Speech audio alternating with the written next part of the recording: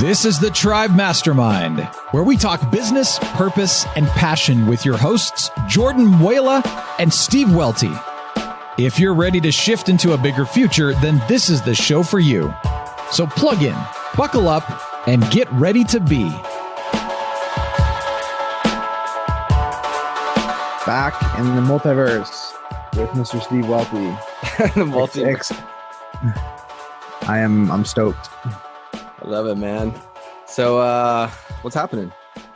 Well, I am coming down off of life is getting back to normal after having baby number three girls. Sarah's recovering, and I'm kind of stepping in more in dad mode, which is a good thing. And just trying to get life kind of back to normal, quote unquote, after dealing with all that. That's probably the main thing that's been happening for me lately. What's your new girl's name, man? Coral Rose. Coral, that's so dope, man. Love it. I love that. Yeah, me too, man. Thank you. As a beach guy, obviously, but thank you.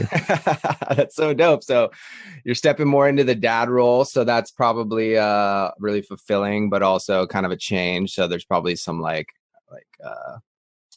disconnect maybe from what you're used to. Expectations, yeah. I think just expectations around needing to slow down. Time got compressed all of a sudden. So work and everything I needed to do there is still a factor, but time was compressed, and I don't know that I was fully prepped for that. So it was a good reminder that needed to elevate my habits and my just kind of daily routine game in order to excel in that period of time. So that's been a good reminder for me. Nice, man.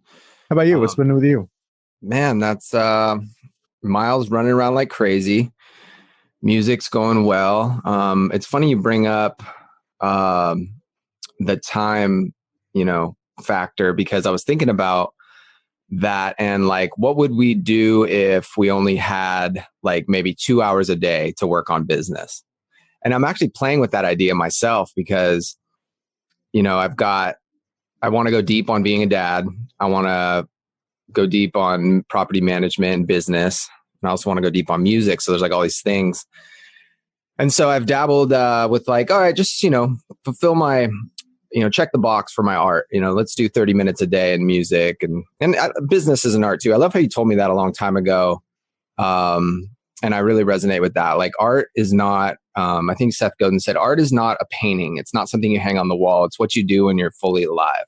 Wow, that's beautiful. Yeah. He's like, love that. He's so dope. And so, I've talked to you a little about this where, I'm like, okay, well, let's do an hour a day and like 2 hours, like 3 hours a day of music. And then I'm thinking, is this hurting my business? I'm like, I actually think it's helping my business. I was like, what if I go down to like, I want to do something that's comfortable where it's not making my music like some chore, I got to grind through.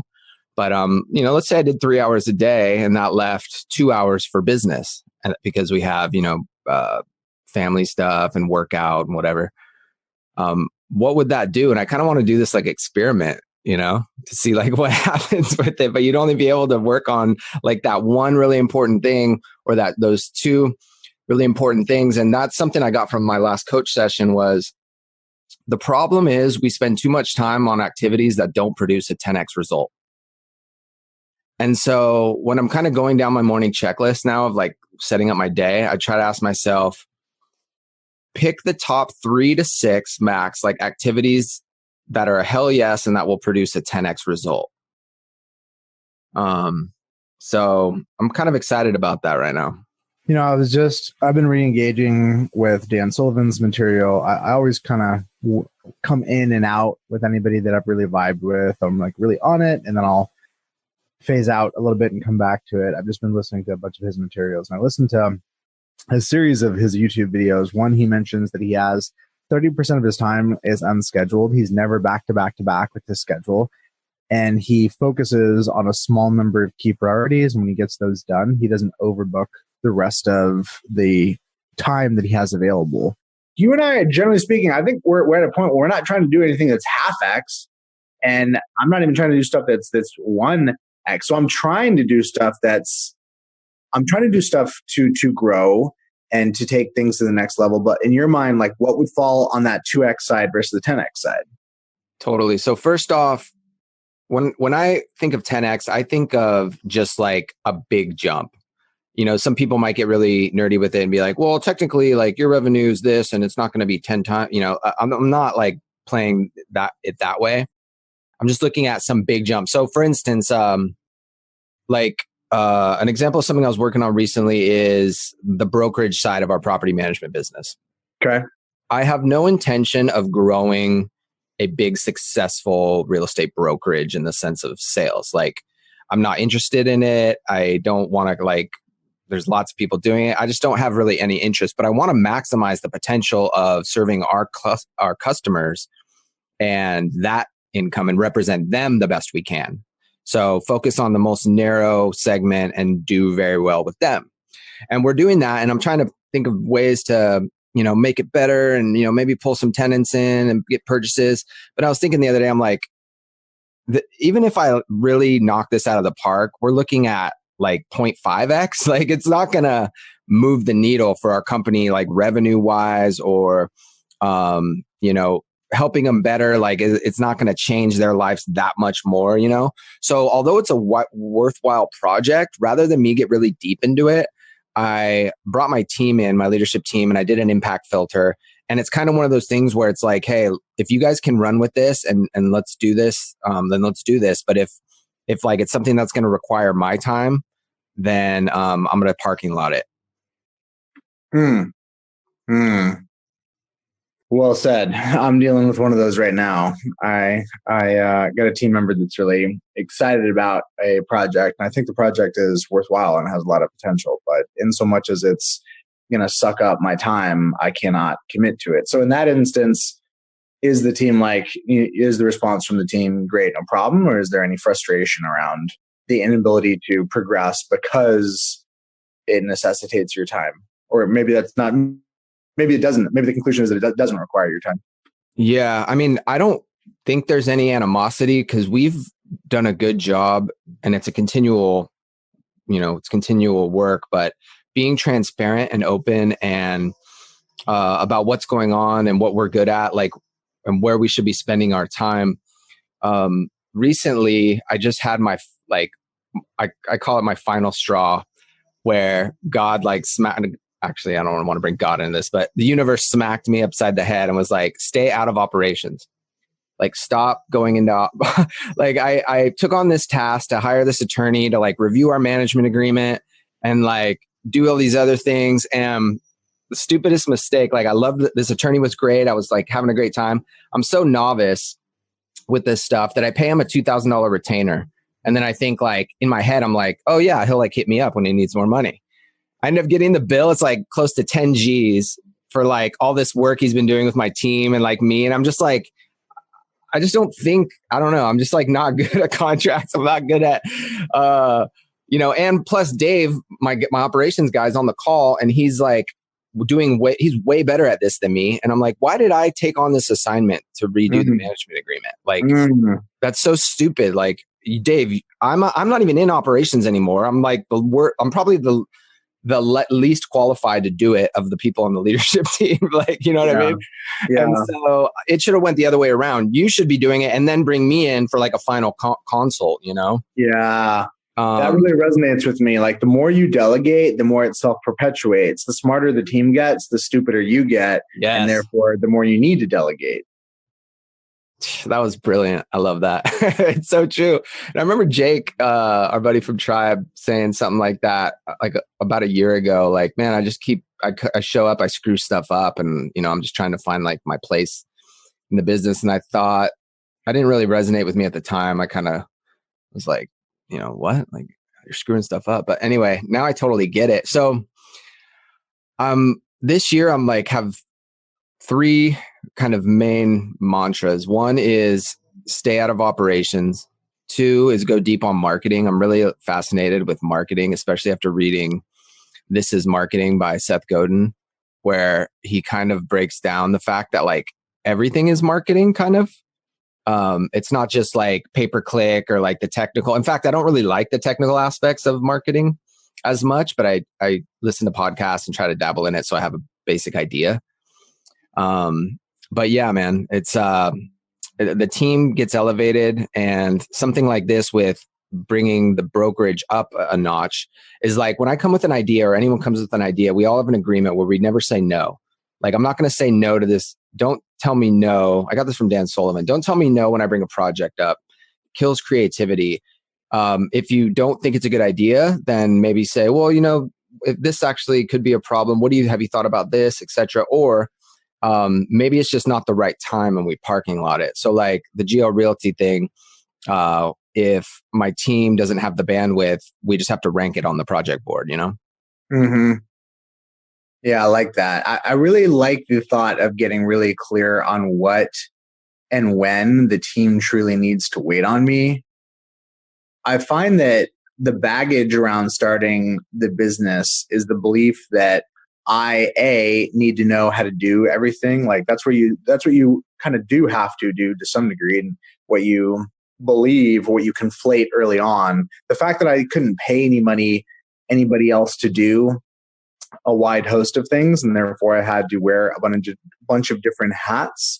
That wasn't something that was a necessary part of being an entrepreneur. It was just a byproduct of the fact that I was broke. But I carried that thinking along for a long time. Like for me to add value and for me to really show up and deserve to be here and deserve my title, I need to be able to do a lot of things, and I need to, take charge and like earn my keep, etc. And I think a 2X team is going to feed that belief, but a 10X team, when you have a vision, you share it with them, and they're really equipped to think on this same wavelength, isn't going to resent you for not being in the weeds. They actually expect you to be working on these bigger picture things because they want to grow, and you have to do this in order for the company to actually get there. Otherwise, it's a very short ladder with very few rungs, and there's no opportunity for growth. Damn, man, that was really well said. You just really succinctly put that right up on the board. That's something you could bring to your team. And I mean, I would buy in on that. Like, we all did the unique ability exercise as a leadership team, and we all got ours dialed in. And I don't know if I talked to you about it, but on the last show, but it was really beneficial because two of my key people actually liked doing, and their unique ability was the thing I've been trying to like push them out of doing. Man. And I was like, I get why you haven't like been able to do it, because it's like, it's your genius zone. It's like where you love to be. So why, I'm like, have this vision for you, which is just like not jiving with who you are. So, yeah, I mean, if we're going to go 10X, we have to figure out, how do we add the most value to this world? What are the few things where we add the most value? And how can I spend as much of my time doing those things as possible? Yeah. And usually focus work or really creative work, it's not something you're going to do for 8 hours either.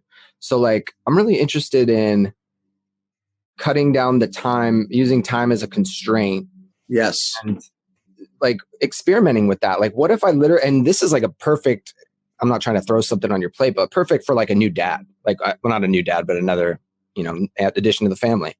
Mm-hmm. Like a perfect reason to like take a step back for like a month or whatever, or a certain period of time, and be like, I'm only going to work like this chunk of time, and I'm only going to do these activities, and I have to delegate everything else.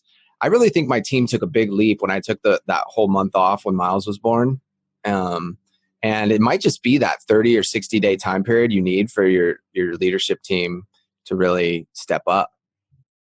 So that video that I was mentioning, we'll link it up on the show notes somewhere, but it was this Dan Sullivan guy that was talking about 2X versus 10X. What he mentioned on there was George C. Marshall, a military commander during World War II, and how the guy's leading the entire war, but he's working between 9 to 5, takes an hour for lunch, and he takes no calls after work. He was the commensurate master delegator.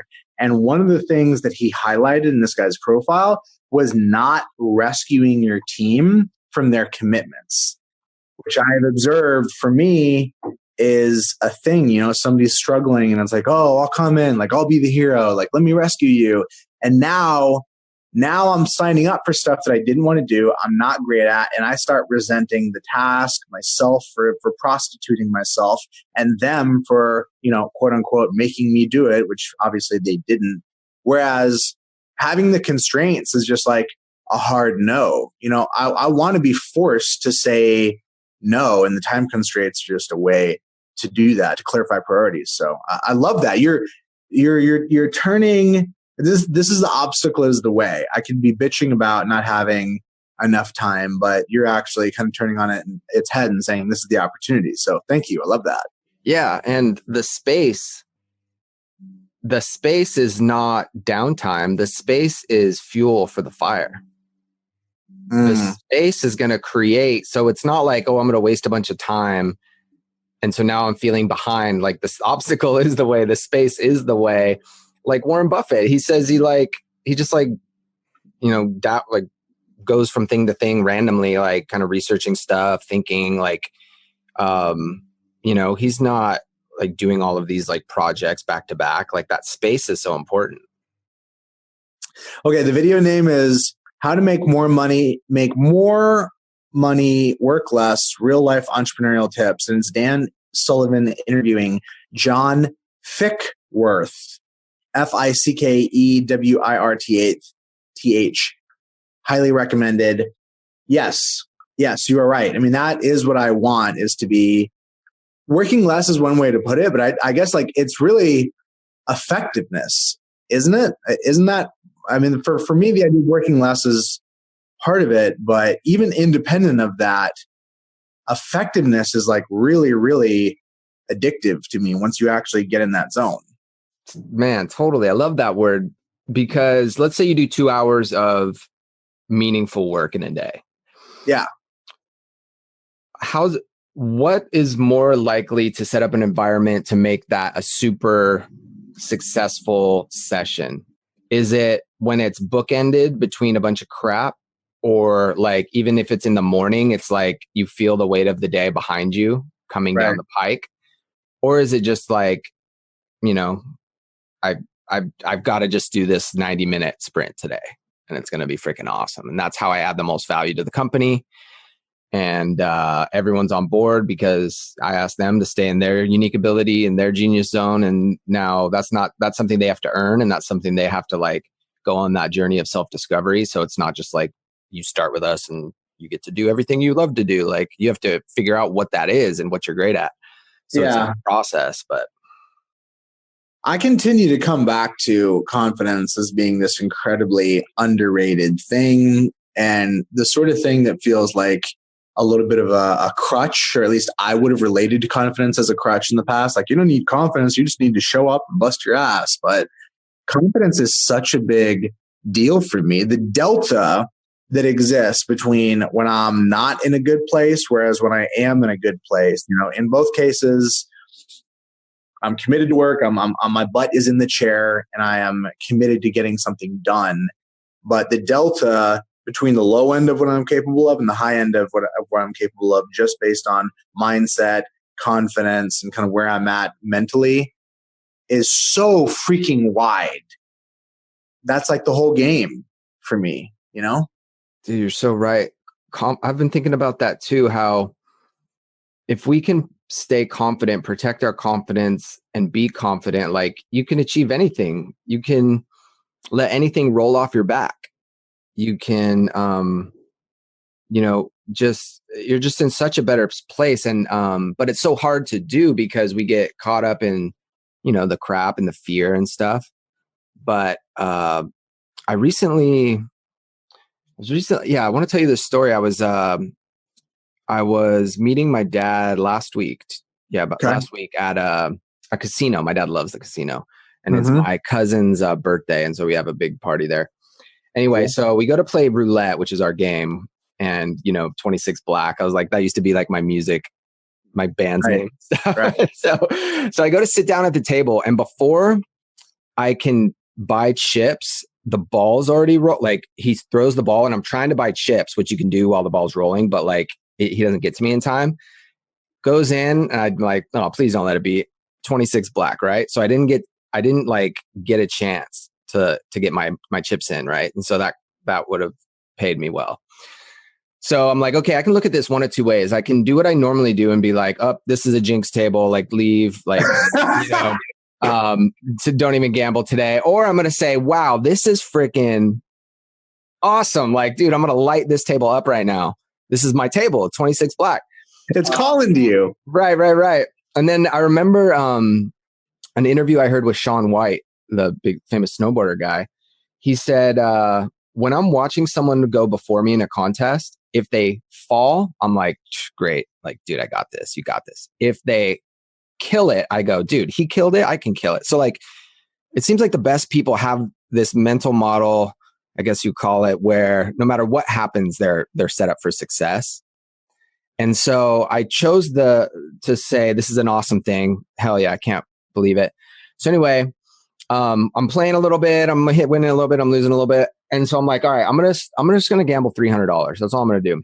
So I had like about $200 left. And I'm like, you know what? Maybe the problem is I've gotten away from 26, like my belief in it. And I need to just like put all my chips on 26. Like I would play other numbers and I'm like, I either need to put my heart into it or not. So anyway, I started betting $25 just on 26, which only gives me like 7 more rolls, 8 more rolls. Anyway, the last roll, I hit it, 875, it paid. And it just goes to show, I don't know, it's just this little story that like in my weird head that was just like, Steve, so many lessons there. Stay confident. It's all happening for you. Smile. This is just a game. Like God, in the larger sense too, this whole life is just a game. It's just a God's cosmic play. It's like light and shadows. A belief it's all happening for me, and then just have supreme confidence, no doubt. Like, you know, and then if it didn't hit, you know, that's cool too. Yeah, for sure. I mean, this is gambling, right? It's not like we're not trying to create some metaphor for life money making strategies, right, outside of the context of confidence. And I'm so with you. I mean, confidence is this ethereal thing. Like, what is it? It's nothing really. What's it predicated upon? Is it deserved? Is it earned? Do you have to have great accomplishments and then you can be confident, or do you accomplish great things because of the confidence? I'm watching a show which I want to encourage you to check out. It's called Undercover Billionaire. Have you heard of it? I have not. Undercover Billionaire. I bought it through Amazon. I think it was done by Discovery. The concept is find a billionaire, drop him into some backwards industrial city with $100 and a truck, force him to change his name, and give him 90 days and see if he can build $1 million asset, or either get $1 million in cash or build $1 million business within 90 days. Wow. That's the concept, bro. That's crazy. So this guy drops in, and I mean, it is just absolutely bonkers. He's sleeping in his truck. He's trying to look for trash to resell. He finds he's going around scrap yards and finds some tires to resell. Eventually, he gets enough money to buy some party favors to sell on St. Paddy's Day, flips that into one car, flips that into another car, flips that out into a house flip. Like, it is the craziest freaking thing. But bro, here's what blew my mind. Watching this guy's command of the room to look people in the eyeballs and to say things like, I'm starting a new business. The business is going to be amazing. You're going to get to be a part of it. And it's going to be a wild journey that you're going to look back with a massive amount of pride that you got to come in on the ground floor. I can't pay you any money right now. Are you in? And people are like, yeah, man, please, I'm in. Wow. And that is how he starts his team, and the business starts going. And it's just blowing my mind because this guy has so much confidence. And yes, it's predicated upon stuff that he's already done. But I don't know about you, but I have met a lot of people whose confidence was not in proportion or deserved, per se, relative to their accomplishments. But at the end of the day, the outworking and the byproduct of the confidence is the same. The currency of confidence is a check that you can cash regardless of whether or not the confidence was or was not earned. Now, yes, granted, you got to make sure delineate confidence versus hubris versus bluster, but it's kind of blowing my mind, man. That's so cool. I want to check that out.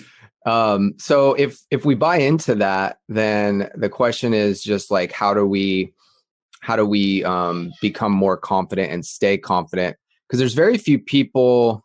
I think we all struggle with ups and downs, right? But like a couple people that come to mind is like Trump and Conor McGregor.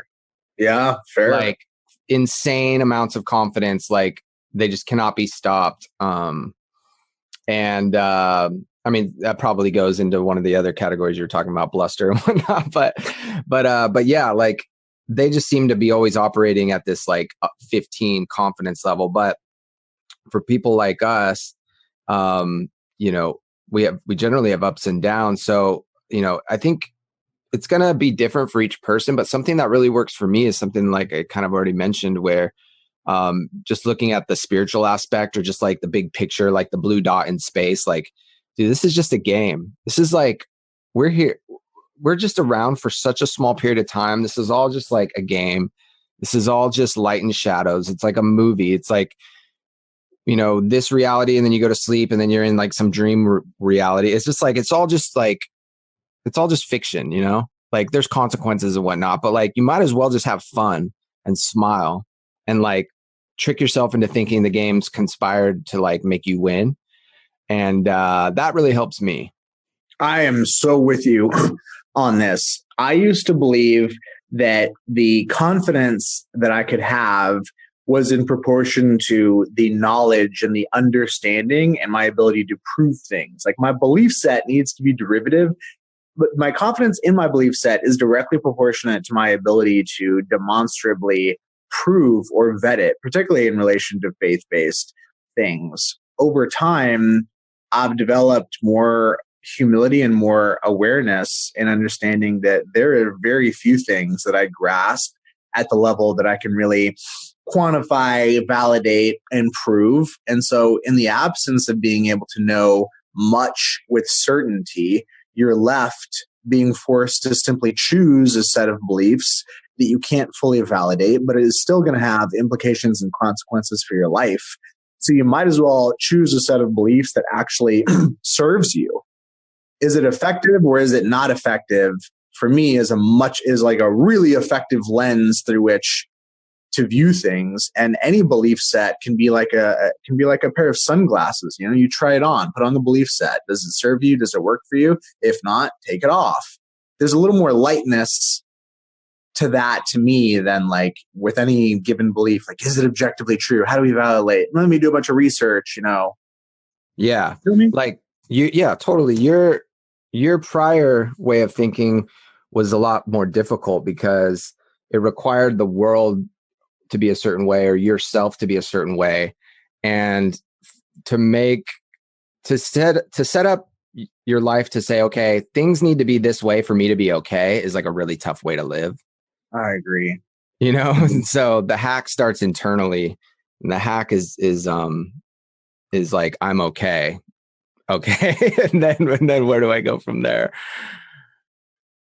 Yeah, which more or less is true, right? I mean, it's interesting having this conversation with you because the universe in which we have this conversation, at least for me, never involves I'm starving, I don't have shelter, I can't pay my bills. Like the baseline of having my needs met, like I guess the baseline starting point kind of on Maslow's hierarchy is already so high for me that that's like a really helpful point of reflection to examine my own existential crisis when I'm so caught up in it. If I can get to a point of laughter and humor and lightness and laughing at myself, that's like one of the most freeing things to allow me just to have a reset. Right. And to your question earlier about, you know, does the confidence come from achievement first? Or, I mean, I think it's both ways, but definitely having some success first helps. I remember a certain time in my life when I had achieved something that I had been trying to achieve for a while. I was really blown away, and I kind of got this like spiritual like awe feeling, like, whoa, I'm going to be able to like do anything I want. But then that comes and goes. So Another thing I heard Michael Singer say in one of his books that really I've taken and I tell myself a lot is I just burned like one stage in a multi-stage rocket. That is like my life, you know, and it's only getting like it's only going faster and getting better. And so that's a belief I adopted. And I might not know exactly how it's going to happen or, you know, what that means, but that's just like a growth mindset that helps me stay confident. I love that. I love the advice or the quote from your dad to you of the best is yet to come. Yeah. And I love the advice or the quote that I heard from you, directly from you, which was, I've already won. Yeah. Those have been really helpful perspectives to me. Ooh, I already won. I forgot that one. I know that's what it's like, right? I'm writing that down. Thanks for the rebound. Here's another one to write down. When you know how to listen, everybody is the guru. Damn. This is a Ram Dass quote, and I see it being true for me. I worked with a coach for almost 2 years. Incredibly powerful guy, life-changing experience for me, and I don't say that lightly. And when I was done, I met somebody through my work with him that was more of a peer. I went through a program with this guy, and I asked this guy to start coaching me. And part of it was a financial decision because he charged a fraction of what this other guy did. But another part of it was for my own journey to reflect and realize that I'm not looking for a coach to tell me what to do. I'm not looking for some excellent wisdom or insight. If you're sufficiently open and if you know what you're looking for, all you really need is a mirror to help reconcile the gap that exists between your actions and your words. That's like the minimum bar for breakthrough and clarity and really interesting conversations. And so it's been really helpful to me to work with somebody that, you know, arguably is less skilled, less experienced, charges less, but forces me to be really open, like for me to do more of the work, for me to be really open about self-inquiry, about evaluating and thinking through like my own thoughts. Does that make sense? Yeah, totally. Sometimes you just need someone to bounce stuff off, someone to bring an energy to a conversation that kind of gives you the spark. Because when you have to tell someone your bullshit, sometimes you hear it. Yeah. So it's so true. It's almost embarrassing to articulate it sometimes. I know. That's why I like our conversation. Sometimes I'll say something and I'm like, but it's true, man. Coaches, for nothing else, just the co-creation aspect of having someone else that's gonna let you, you know, vent and help come up with new ideas that generate usually from yourself is just gold. I'm a big fan of that. Yeah, I'm definitely a believer in coaches. I'm definitely a believer in modifying your belief set or viewing your belief set as being the primary determiner of success, not some external factors. I'm intoxicated with the idea that a dramatically more competent person would be blowing it out with my existing set of circumstances. And the only difference between me and them is our beliefs and our approach to things. So finding out where I'm wrong is just like the fuel to make progress. Dude, I came across one of these, this Zen saying that's been really helping me. I was watching the UFC fight and this guy was getting beat up and it goes back to the corner and his corner man says, "Hey man, chop wood, carry water, chop wood, carry water." And I was like, that sounds really dope. What does that mean? So I looked it up and it's this like super deep Zen quote that like has so many different meanings. It's interpreted so many different ways, but essentially it's like before enlightenment, chop wood, carry water. After enlightenment, chop wood, carry water. Like you do the same shit, but like your mindset is you're enlightened now and you see the depth and the beauty of chopping wood and carry water. Whereas like in the beginning, you chop wood and carry water and you're pissed. But at the end, you're enlightened and you chop wood, carry water. It helps me like, it also means to me like doing the small things well. Like I'm washing the dishes. It helps me be present. Yeah. Like be present. Like this is all there is. Chop wood, carry water. This is all there is. There's nothing like there's nowhere to go. Like, like, and even when I'm getting beat up in the surf, sometimes like a huge set's coming, I'm like, okay, chop wood, carry water, chop wood, just be in the moment. And it's like, it's been really helping me. Do you ever have that surreal feeling of being caught deep in some looping bullshit and then focusing on being present and just like immediately coming out of it? Yeah, man. More times when it doesn't work right away, but yeah, definitely. I definitely do have those times. Usually when I'm outside or like I see I'm in nature or something. That's why I like to try to get outside and like if I have to bang emails out or something every once in a while.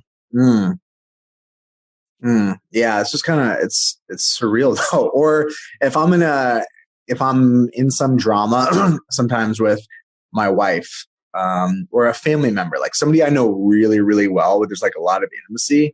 Sometimes we can get out of a loop through laughing.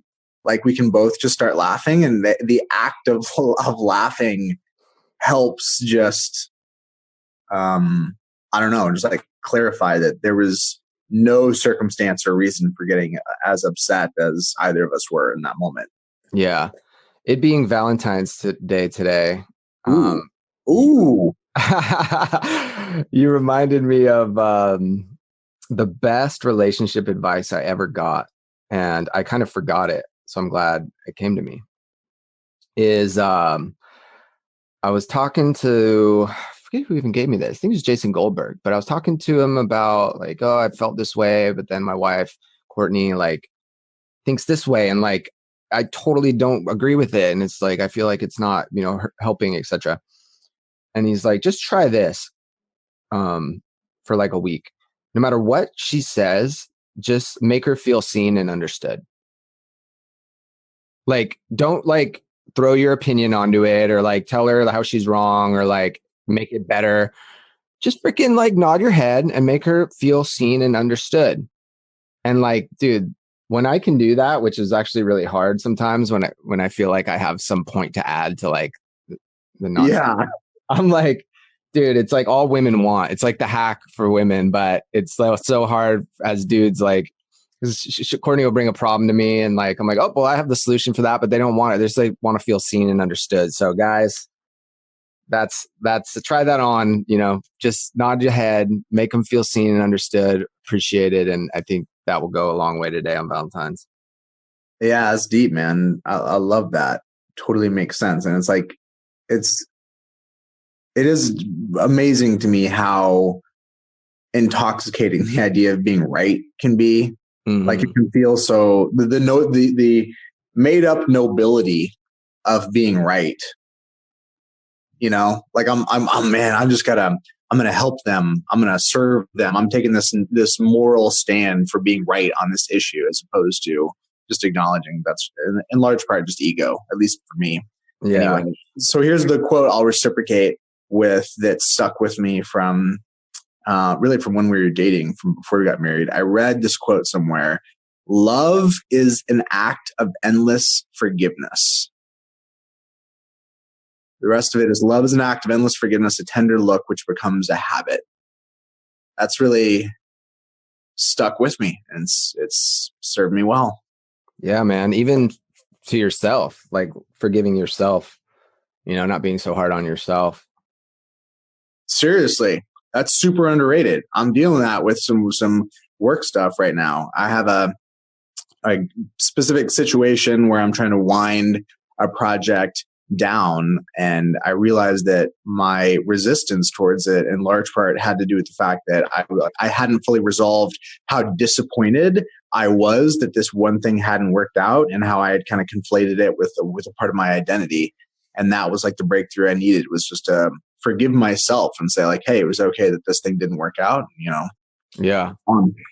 Yeah, that's powerful, and it's hard to do. The sooner we can forgive ourselves and get on with it, usually the better. But yeah, man. So what else is going on in anything else going on in the management world, or as far as it relates to property management or business? I've been off the radar a little bit.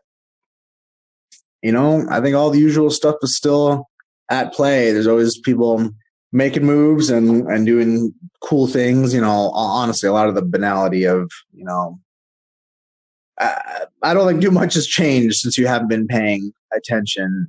But if I was going to sum up what I see more maturing in the marketplace, more vendors stepping up, more commercialization across the board, more PMs jumping into the vendor space. Just the market is maturing. I think all in all, that's a good thing. My calling is to continue to stay engaged with the work. The way that I have chosen to stay engaged with the work is by moving towards more and more, solving for more and more significant needs and expanding my capabilities in the process. That is what has kept me personally engaged. And if I'm not personally engaged, then it's pretty hard for me to be involved. So do you think about that? Like, do you think like what keeps you personally engaged in your work as opposed to just reducing it down to a way to make money? Like, what's necessary for you to ascribe meaning in order to stay emotionally engaged? Yeah, there has to be some greater purpose.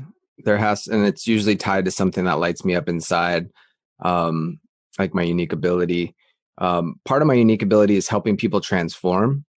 And so I get a lot of joy from delegating and growing people. And like, it helps me do that because it's almost at the point to where I'm in it to like help you guys make the company great. Like, I'm not going to make there's no fire in it for me to like hack it out all day. Right. Like, so I'm going to help build you guys up to make the company great. And hopefully by leading by example, then you guys are going to do the same and push it down the line. That's really inspiring, man. Human transformation is by far the most attractive aspect of any work endeavor. It doesn't always happen, but to me, that's like the top of the pyramid of what's possible to facilitate through work. Yeah. So check it out. I over the last 4 years, I guess, of being a coach, I finally got my unique ability statement to where I like feel really good about it. It's discovering, absorbing, and filtering new ideas that lead to innovations to help people transform.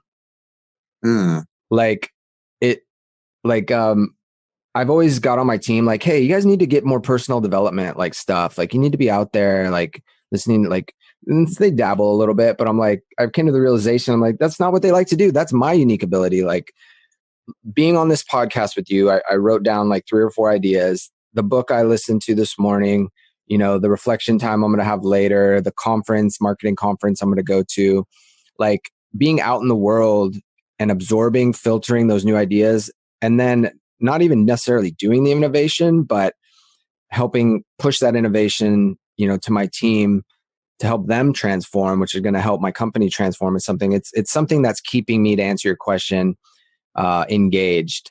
Now that I've kind of found my place in my own head, but it's taken many years because it started out with like marketing's my unique ability, or it took me a while to figure it out.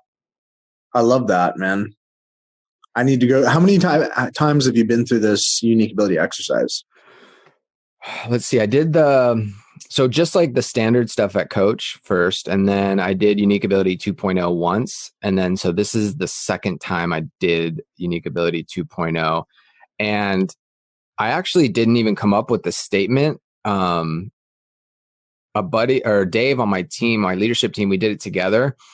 And he helped me 80% it. I came up with the transform part, but he was like, I think it's better said if it's like discovering, absorbing, because I just said like finding new ideas or something. So he kind of helped me chop it up. So it was a co-creation.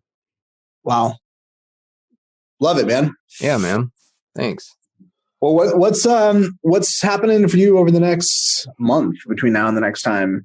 Do you have any projects or any things that you're focused on? Yeah, man. Good question. So we got our quarterly planning on Tuesday, and this is the first one we're going to do without an implementer. Ah. Yeah. So I've been a big proponent of the implementer, and I still am, definitely, for anyone who's new to it. And I may still be a proponent of it after if this flames out. But I feel like we're at a point where we should be able to run a quarterly meeting on our own. There's like 4 or 5 things you do, and I feel like we have a leader on the team who can kind of run us through those things.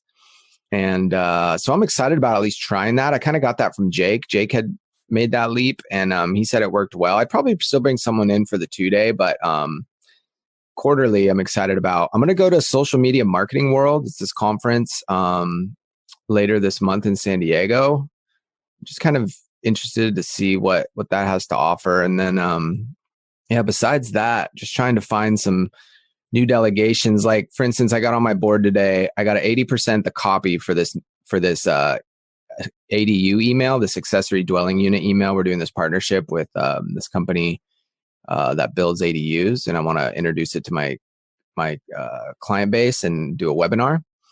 And so the first thing that jumped out at me is like, I'm not great at doing copy. So I'm going to try to find someone on Upwork or something that can be like my go-to copy person. I have Olivia, and she's great at blogs and stuff. But she's still, getting her, I don't know how to say it. She's still getting better at, cutting her teeth at like the real juicy copy that's going to resonate with like our clients. So maybe a partnership with someone on Upwork or something would be great. I dig that. Yeah, that'd be really handy to have that kind of resource. Same for design, video, etc. How about you, man? On my plate, I think doing a little bit of travel. I'm not super eager about that just because of everything going on at home, but a nominal amount of travel. I don't have any EOS quarterlies coming up over the next month.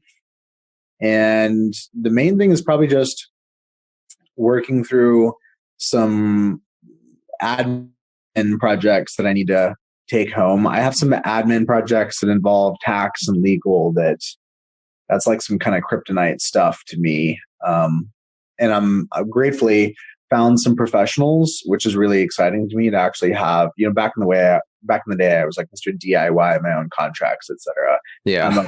So I have some professionals that I'm working with, but getting that stuff past the 1 yard line, like I'm on the 1 yard line, pushing it all the way home and not getting distracted with other things I would rather do, which is just about anything other than finish this stuff. So taking those projects all the way home.